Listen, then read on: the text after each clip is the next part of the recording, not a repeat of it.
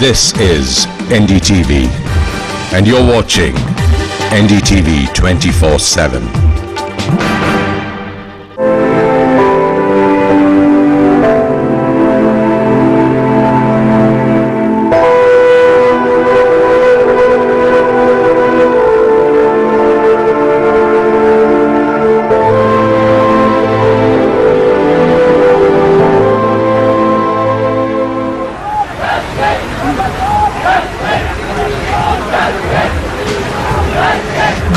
And welcome. We are coming to you live from Jantar Mantar in the very heart of Delhi. As you can see behind me and all around me, massive protests by people who've been here throughout the day. These are people who are in mourning, people deeply upset at the death of the 23-year-old girl from Delhi who was abused and gang raped on that bus in South Delhi. More than 2 weeks back, she succumbed to her injuries in a Singapore super specialty hospital. In the early hours of the day, her body will be flown back to India. Now, throughout the next 1 hour, we'll bring you reactions from across the country. We've also got our journalists on the field. My colleagues Siddharth Pandey, Monideepa Banerjee and Saurabh Gupta will be joining me to bring you the very latest. This is a story that resonates not only in the national capital but all across India as well. But first, let's just take a look at some of the big highlights today.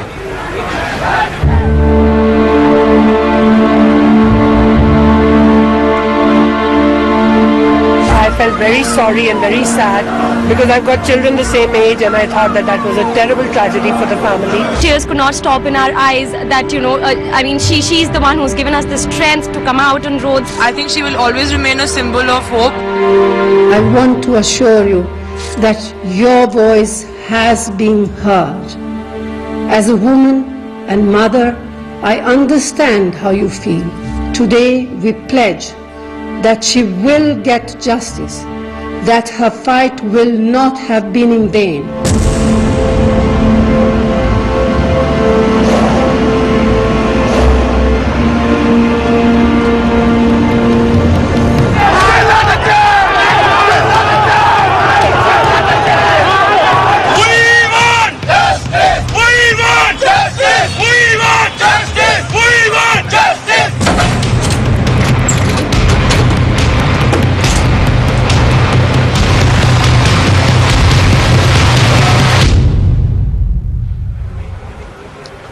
Well, the terrible news came early in the morning. That's when the hospital in Singapore, Mount Elizabeth, broke the news that the 23-year-old had succumbed to her injuries. We're now being told the immediate cause of death was brain edema, but her condition over the last 24 hours had deteriorated substantially. In fact, it was at about 9 p.m. IST, exactly 24 hours back, that doctors in Singapore had started warning people that, look, things had really deteriorated. The family was with the patient. Let's just go across now and take a look at this report from my colleague Sonal Mehrotra on what happened in Singapore in the hours as soon as the announcement was made on the death of the patient. India's daughter, the fighter, is no more. She succumbed to her injuries at 4:45 a.m. local time. Doctors say that she remained a fighter till the end, but because of severe multi-organ failure is what took away her life. They say they tried everything in their capacity to try and revive her, but her injury is too intense for them to cure. She was transferred here on the basis of a medical decision that she received the best possible treatment available. A tragic end to a ghastly event that happened to a 23-year-old girl when she was raped. Family is deeply affected by the loss of their daughter. At the same time, they are bearing this loss with courage and fortitude. We received a large number of messages of support, of condolence, which we have transferred to the family. these messages have helped them bear this. But really something which has come to signify so much more back in the country, something which has come to signify not just a story but also the fight of so many women against sexual assault, but currently a sad end to the fighter who continued to fight for her life against all odds through the course of all those days against the severe and the ghastly event and the incident that she was thrown to. In Singapore with camera person Manu Nair, I'm Sonal Mehrotra for NDTV. My colleague Siddharth Pandey joins me at this stage. Siddharth is somewhere over here, close to me, far away from me. I could never tell because there's a din over here. I would assume perhaps, in fact, still about 1,000 odd people in this particular area. That's my own estimate. I can't be absolutely sure. But Siddharth, from where you are located, give us an idea of the gathering today. It's been by and large solemn, loud, yes, but very fortunately no violence at all.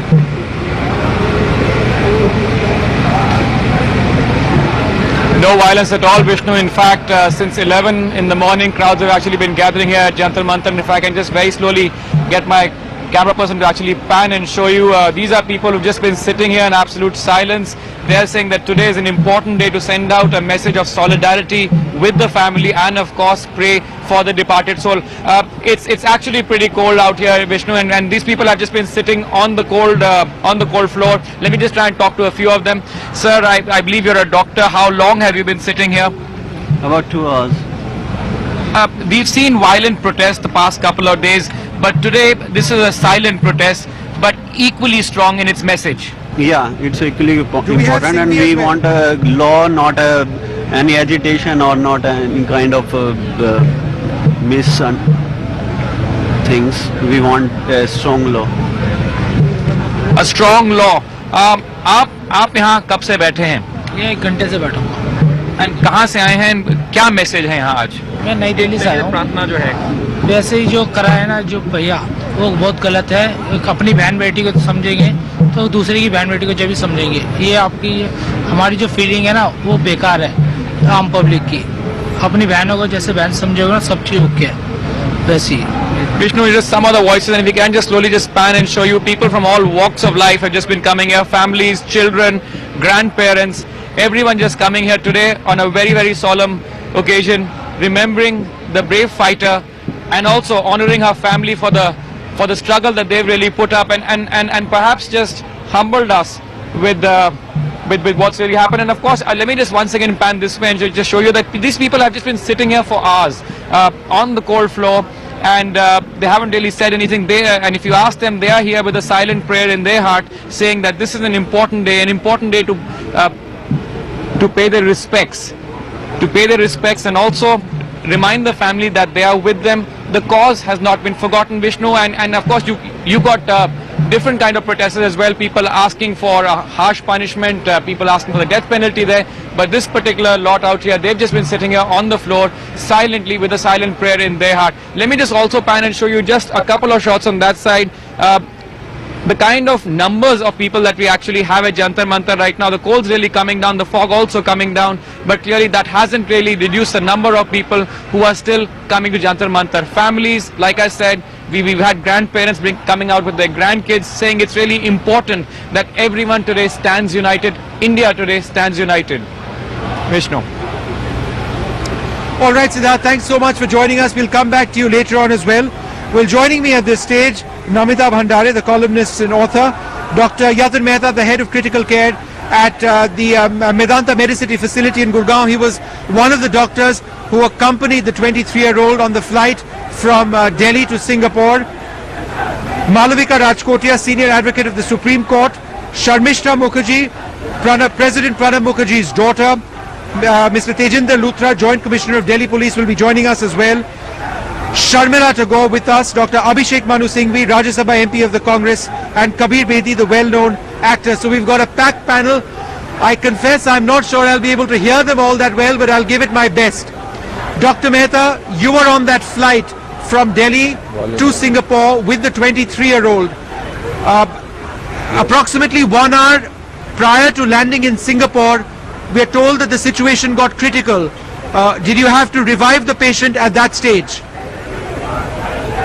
Vishnu, what happened was that the first 5 hours the patient, she behaved quite all right, Damini.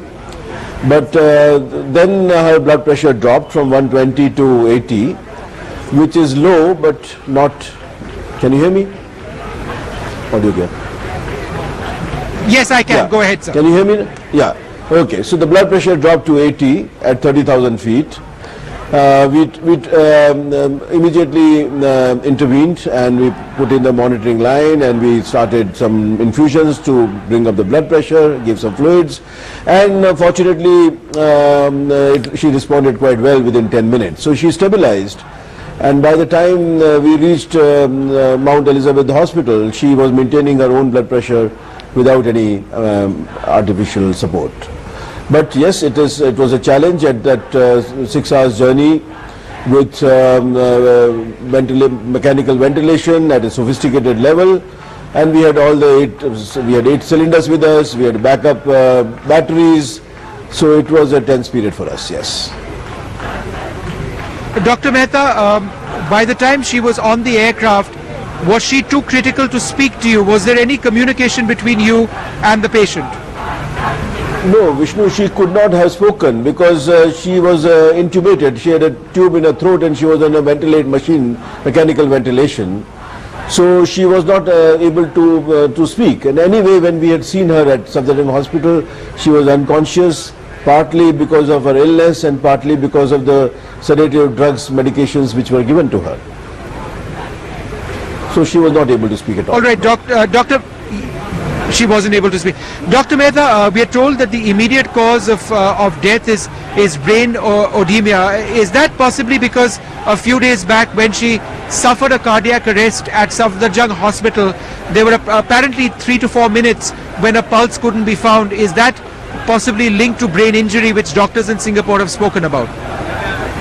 Partly, yes. Partly that event and partly her own illness, prolonged illness with multiple operations and surgeries and infusions and infection. Everything can worsen it, yes. Dr. Mehta, when you actually got her into that Singapore hospital, were you confident that she would survive? I mean, in the immediate period, were you hopeful that she would, her condition would stabilize and then, we'd see what happens next? But were you confident of that? No, Vishnu, because she was an extremely sick patient. She had hardly any intestines in her abdomen. So 6 of her systems were not functioning. The only system which was functioning normally were her kidneys. Everything else was malfunctioning. So 6 organs were malfunctioning. We have something called Apache score, 2 score, which tells you how much the mortality. And her expected mortality was at least 40-50%. So she had a very high chance of not making it, whatever center she may be in. Dr. Mehta, was it a correct decision to take her to Singapore? See, repeatedly, Vishnu, this question is being asked. That decision was not ours. That decision was already taken by the people who were taking care of this patient. Our job primarily was to shift her safely to Singapore, which we did quite effectively. And B, let us be very honest, the facilities at a government hospital are not the same as what you would find in a private Singapore Center of Excellence. So that was a better facility, no question about that.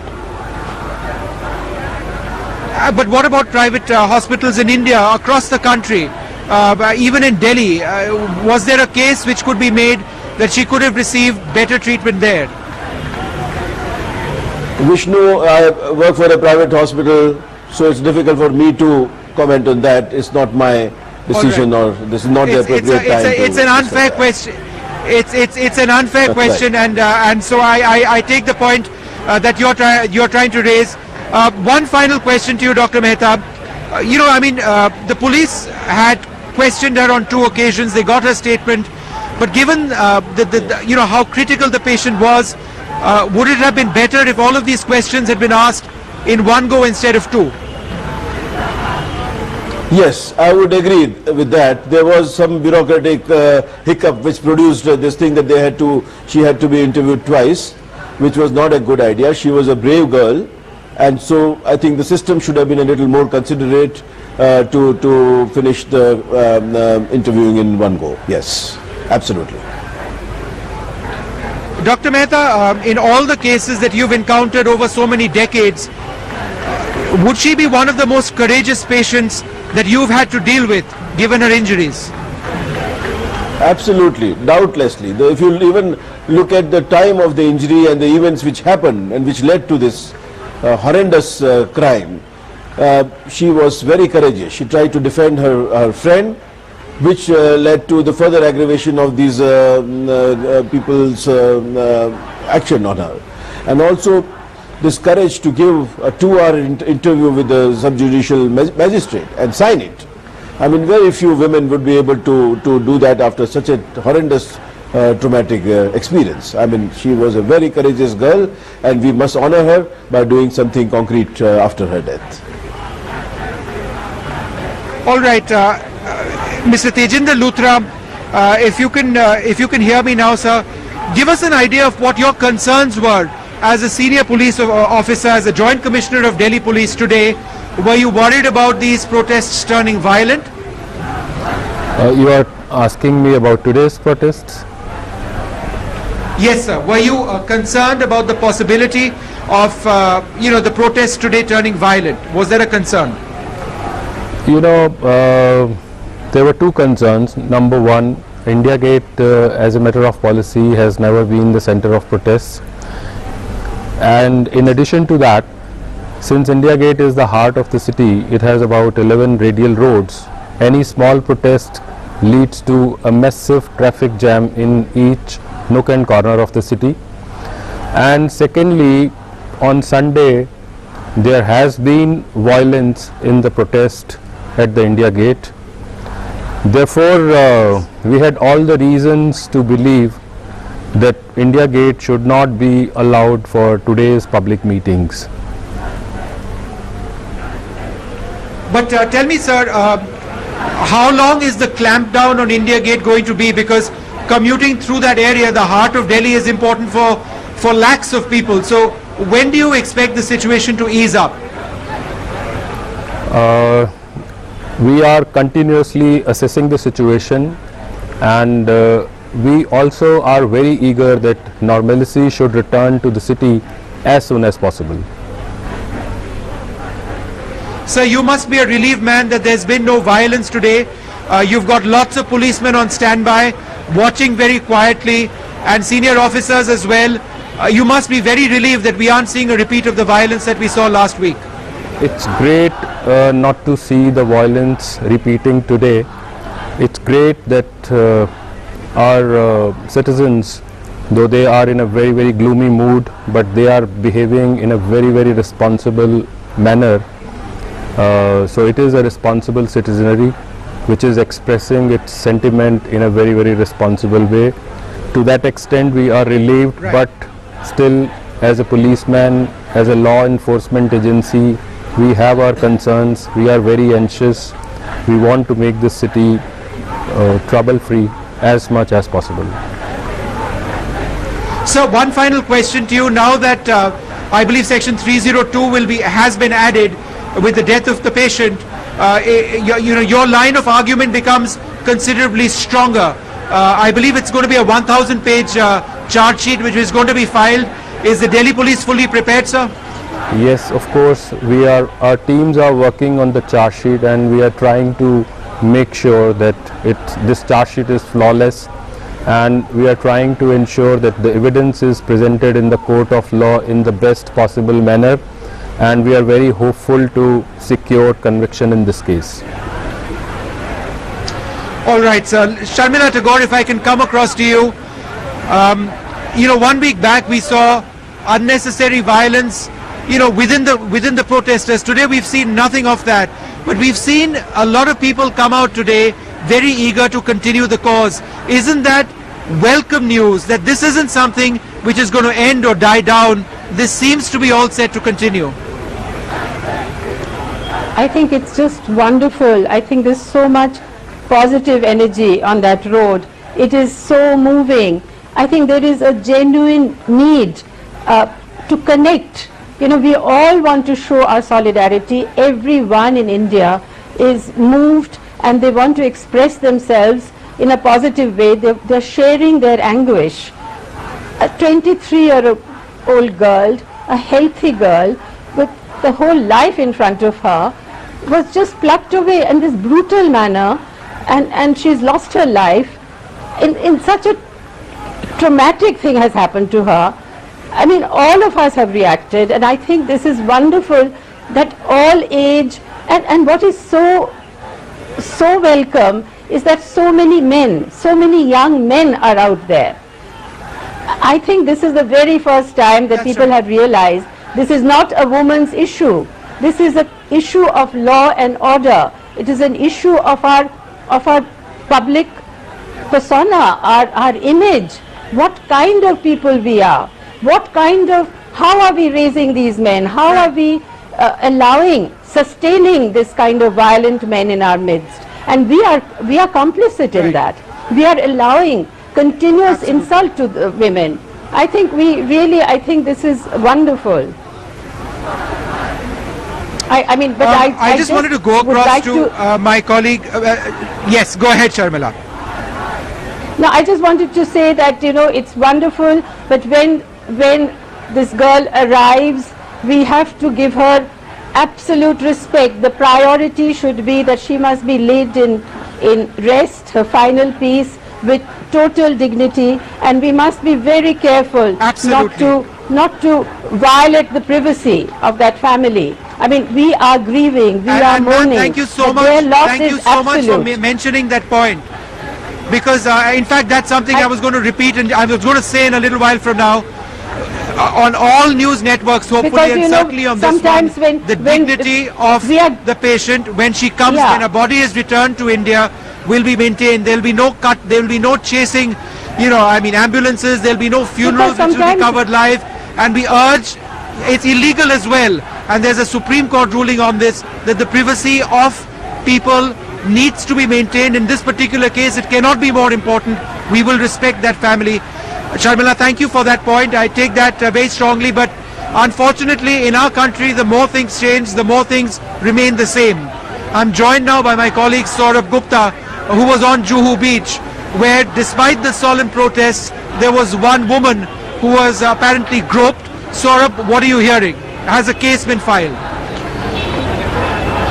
Well, Vishnu, what actually happened was that while we were reporting from here, and the young lady had joined and was the group that had gathered around the cameras, and once the reporting was over, once the lights had been switched off, and once we were planning to move from here, and while we were discussing tomorrow's programming with a group of other people, what I heard a commotion, and then when I came here, what I was told is that by people who were standing around the place is that one boy was actually trying to grope a girl who was in the crowd who had joined our protest. So before and what had happened was that the boy was being that boy had been caught by the public and was being being heckled. So what I did was I tried to take him to the police station, and under the impression that there were two others who were helping me to take him to the police station, and while I was at the chowki, I came back to call the girl who actually had been groped by this boy. And by the time I returned with this girl to the police chowki, the boy had run away. Now the police immediately did send out a team in two directions to try and locate the culprit. But the point, Vishnu, to be noted is the sickening mentality of all right, Saurabh, I'm just going to go across at this stage. I'm just going to go across, Saurabh. I take the point you're mentioning. We'll come back to your follow-up on this particular story. But I just want to come across to Namita Bhandare at this stage. Namita, a lot of people believe that our political leaders have been completely out of touch with the reality of the demands of a young India, in urban India, in our big cities. A lot of these people are on the internet, they are on Facebook, they are on Twitter, they demand immediate answers.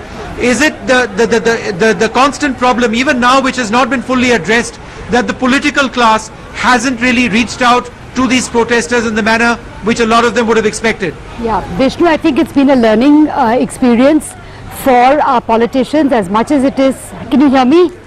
I know you are in a noisy area. Can you hear me? Hi Vishnu. Yes, I can. Go ahead. I just want to make one point, Vishnu, and I really want to make this point very, very strongly. So I'm going to just use this occasion to make this point, which is that I'm glad the Justice Verma Commission has been set up and has a 30-day deadline to submit its findings. Yes. But I want to hear today from our political class, what are you doing?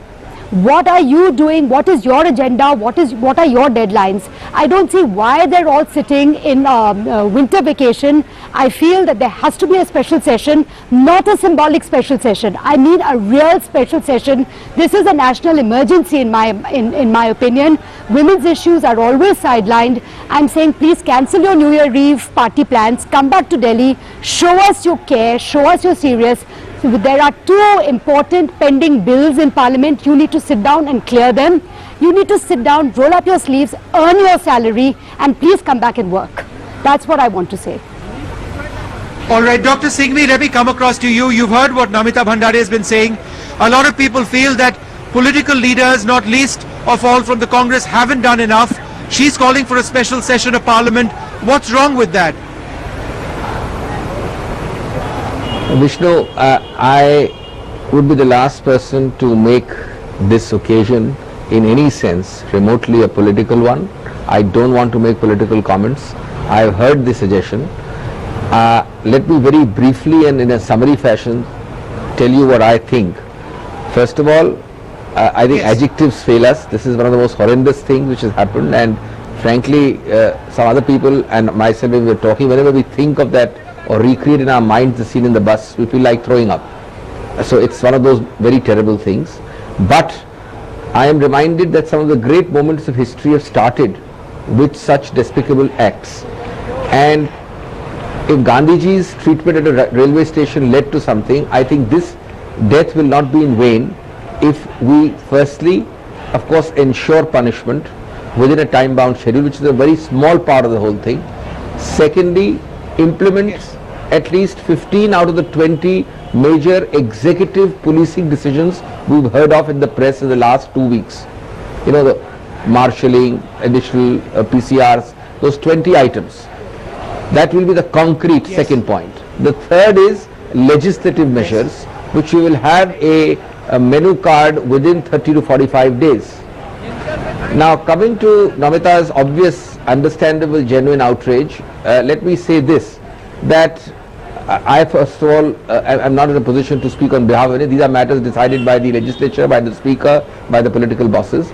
But certainly, if this action by the political class is to be more than symbolic, it is much more important not to make a symbolic gesture of coming back from holidays, but to get in your plate the entirety of all the concrete legislative suggestions, both from the Verma and the Usha Mehra commissions, which will in fact coalesce with the end or early part of February, with the end of January, early part of February, and in February prepone the session by a few weeks and start the session, which will then seek to implement those suggestions.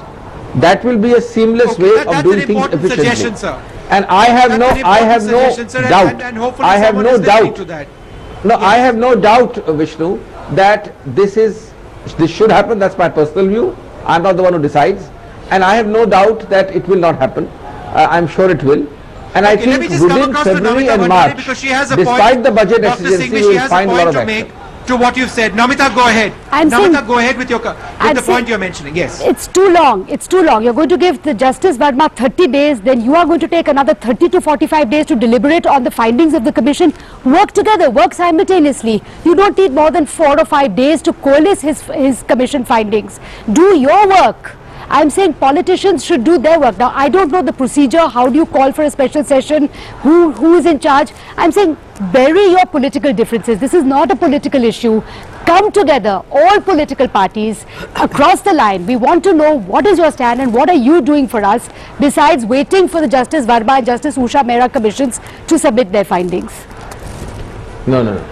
First of all, let's be clear. A large chunk, two-thirds out of the package involves non-legislative action. I have always believed, let me say it very clearly, India suffers because it is an over-legislated, under-enforced country. That's the crucial reality. We are over-legislated, under-enforced. The entirety of arrest, very quick, harsh punishment after conviction on these persons is not a matter of legislation. And that will happen between 3 to 6 months, which is fantastic for India. And these are these are definitive steps which have been announced. No, but Dr. Singh, let me just interrupt you because the points that you're mentioning are important points. Announced. 1 second, 20 steps announced, whether by the NCT or the central government, are non-legislative. They will be implemented within January, which we are all missing out on. Now comes only the last one-third, the legislative changes. The legislative changes are important, but don't think that improvement in situation has to await the legislative measures being passed. Now whether they are passed in early March, because Parliament meets in the last week of February, the difference between this Mandare and my period is about 2 weeks. I just want to get Malvika Rajkotia, senior advocate of the Supreme Court, to come in over here. Malvika, Dr. Singhvi mentioning how the government is proactive despite the criticism they faced in the last few days. You know, there is a new system of laws which are coming into place as far as rape cases are concerned, fast-track courts, day-to-day hearings.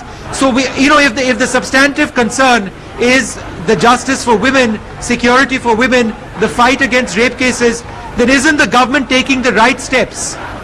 Yes, certainly. I mean, what Dr. Singhvi has said sounds very encouraging. It's practical, it's result-oriented. He's willing to commit to timelines, which Namita has insisted upon. He's responded. That's a start. So if you want to be positive and think, then yes, television programs of this nature which are throwing up these ideas, and then there are you know, political, there are networks in which there is conversation that is happening. This is a very exciting surge which is happening, which must be harnessed for a positive outcome. We will hold him accountable. We'll hold the government accountable as well. Dr. Singhvi's suggestions are very strong. Yes, the government tends to believe in them, and therefore if he said them, I'm sure that they will happen. We could easily be cynical as well, but I'm choosing not to, because this is not a cynical surge that is happening over there. It's a surge of positive idealism and expectation. So they actually have a chance. The politicians and people in power and authorities and enforcement authorities actually have the chance to demonstrate commitment and sincerity and efficiency. That's all the three things we need. Right. With regard to the laws that are already there. Okay, Sharmila, I know you need to leave us, so let me just come across to you. You know, and earlier today we were talking about how a lot of people felt that the needs and the requirements of a younger generation of citizens in our cities is something which perhaps no political party really understands, despite the fact that we've got the Gen Next of politicians both in the Congress and the BJP and other parties. Why is it then that they've failed to feel the pulse of a Twitter-loving, Facebook-engaged group of young people, all, you know, less than 25 years of age, people who are frustrated and angry and out on the streets of Delhi? Why has the government failed to take into cognizance what they're saying? It is absolutely inexplicable, because if you remember when Anna Hazare protest was going on, the politicians were quite visible.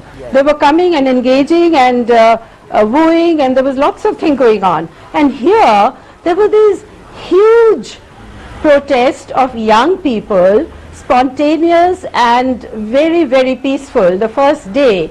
And they were all, I mean, it was the tip of the, I mean, they were boiling over, and they were just expressing their anguish. And that was the time where we wanted assurance. We wanted the political parties, the political leaders, instead of saying that we got our freedom at midnight and it doesn't mean that women should walk around in midnight, that kind of remark that was coming in from the political leadership. We wanted assurance, and they were completely absent. I think, you know, they haven't understood that the people, there is a change. These young people, they have confidence, they are asking in a very coherent manner, they're asking for justice, all the demands are very, very real and relevant. And this is the time to listen to them, to engage with them, because we are a country of young people. There are about, I don't know the statistic, but 40% is under 25 years of age or something like that. So we cannot ignore this. We have to engage, and we have such, as you said, there's so many people in the political parties who are young, dynamic. Where were they? Why couldn't they come and assure young people that something will be done? And whatever happened was a bit too late. It happened. I mean, they are talking now, but it was a bit late. I mean, it should have happened the very first day, even if they took a little bit of time. By the end of the day or the very next day when it started escalating, that was the time to come and reach to them and assure them. Sure. That this will not happen. Sharmila, I need to interrupt you because I just need to quickly go across to my other panelists as well. Mr. Luthra, you know, people tweeting me, people emailing me, SMSing me and saying, Mr. Luthra, tell us when India Gate will be liberated. That's the word they're using. They want to know when they can visit, when they can walk, and, you know, I mean, when they can travel through that area. In your estimation, when will that happen? You know, as I told you earlier, we are continuously monitoring and assessing the situation, and we are also very eager that India Gate should be open to public as soon as possible, because we don't want people of this city not to use India Gate in a normal way. And but I would like to tell you as an individual about this gender bias. You know, this is an opportunity for all of us to revisit the relationship between men and women in our society. We need to re-examine it. A man needs to understand when a woman says no, he has to accept it, he has to respect that no. And he also needs to understand that woman is not a body mass. She is free spirit, she is free voice, and she is free mind. And this understanding must start from our homes, schools, colleges, workplaces, police stations, courts, and from everywhere in the society. All right, that's an important point, Mr. Luthra, that you speak about. Respect for women needs to be genuine. It has to start at the home, and it has to pervade every aspect of our society. In case you're just tuning in now, these protests behind me getting louder, but rest assured it's all peaceful. Just a lot of people venting, angry that there isn't any justice, but it's all peaceful over here. They just want justice. There are lots of protests also against the state government. If the state government is watching this, I'm sure some leaders are, then, you know, a lot of people are upset. There are people over here criticizing the chief minister. She was here earlier on in the day. She wasn't allowed to be here for a long time. That's because a lot of people objected to her presence over here. That disconnect that a lot of these protesters feel with the state government has to be seen, to be understood. It's time now for us to take a short break. There's more coming up.